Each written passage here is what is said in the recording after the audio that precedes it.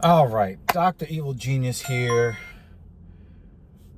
coming from a very, very successful session in the gym. Guys, don't skip leg day. All right? Don't come out here looking like Johnny Bravo.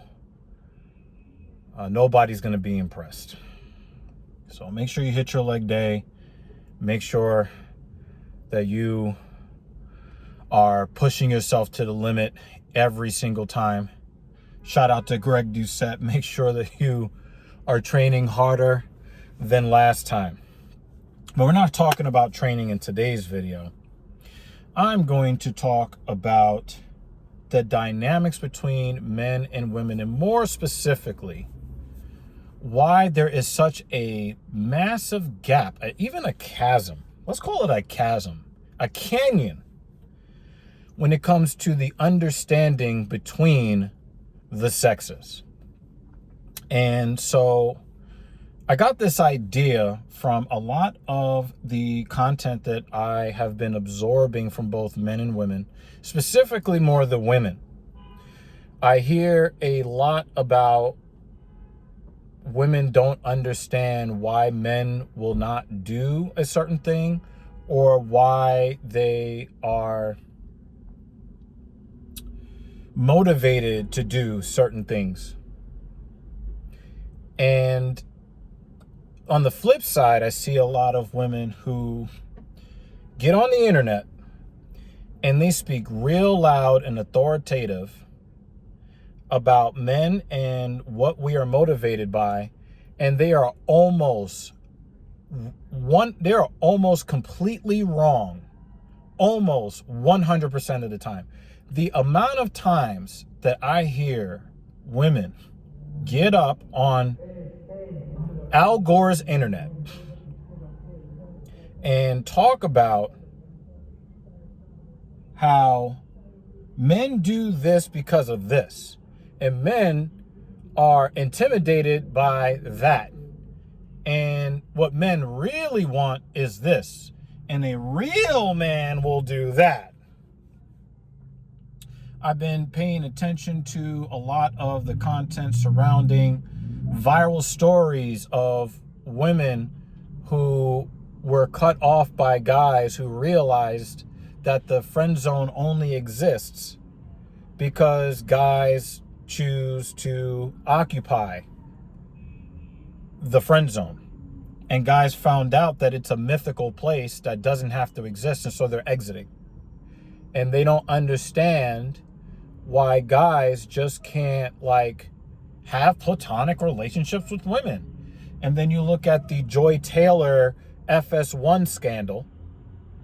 Why are these guys giving her all of these opportunities based upon what she looks like? And why can't men just want to work? And why do they want to have access to physical pleasure with women? And why are men willing to work long hours for years and decades just to get a taste of the sugar walls? Why aren't men impressed by all of my accomplishments?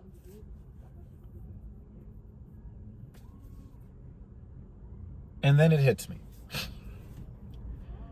A memory of a woman who works in the fitness industry who explained what it was like the first time she was exposed accidentally to exogenous testosterone, the topical kind that you rub into your skin, not the injectables or the orals, but she mistakenly got a small dosage of an anabolic agent. I guess Barry Bonds was using it, the cream in the clear. Well, apparently she was exposed to the cream, and she talked about how she lost control of her mind for a distinct period of time, to where she said near pretty much every person that walked in and out of the room that she was in while she was exposed to this unnatural amount of testosterone in her body made her think about doing the horizontal mambo with every man and woman that came within her, her purview. And I kind of felt a little bit of relief, because I was led to believe that we men are just so horrible because we desire women the way that we do, and that is inherently a character flaw that we must change. And then to hear from a woman who was not trying to take performance enhancing drugs. She just put her hand on a place somebody else left a little bit of the cream on, and her whole perception of her libido and her perception of the kind of self-control that men in society actually engage in. It really did kind of open my eyes, but you let time go along and you kind of forget it. But now it's become relevant again, because I realize that knowledge that women's very low level of testosterone and high levels of estrogen is a key factor in the gap in understanding, where these frustrated women are speaking with authority and be dead wrong. Or they are being honest about the fact that they don't understand why men are like this or men are not like that. I heard one woman talk about how it's so easy for her to have platonic relationships with men. Why can't men just do the same?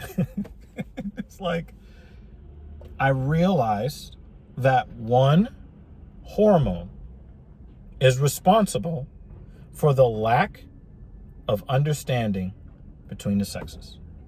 That hormone, testosterone. Now, I've got a solution. I got a novel solution for y'all. And it's based upon something that I heard a radical feminist say about how we should treat young males, young men, teenagers, young adults. Her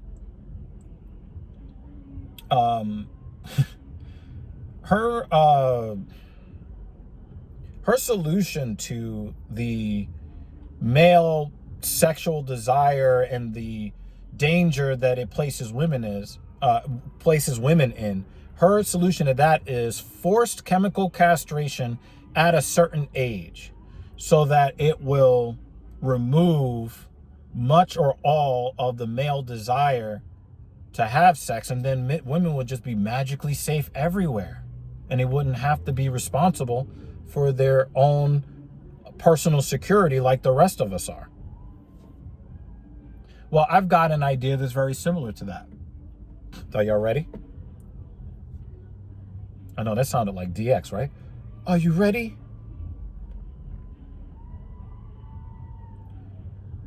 I believe we should have a mandatory 1-month course of exogenous testosterone for every woman when she turns age 21.